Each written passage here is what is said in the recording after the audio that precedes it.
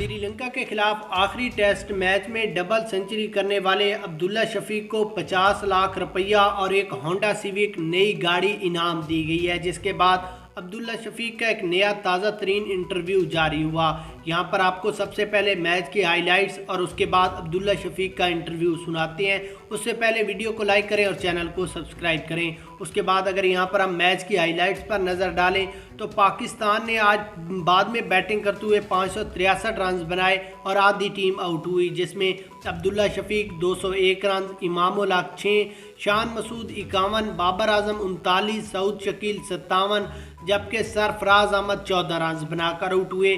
आगा सुलेमान ने 132 रन और मोहम्मद रिजवान 37 रन बनाकर क्रीज पर मौजूद हैं। अगले दिन ये खेलेंगे।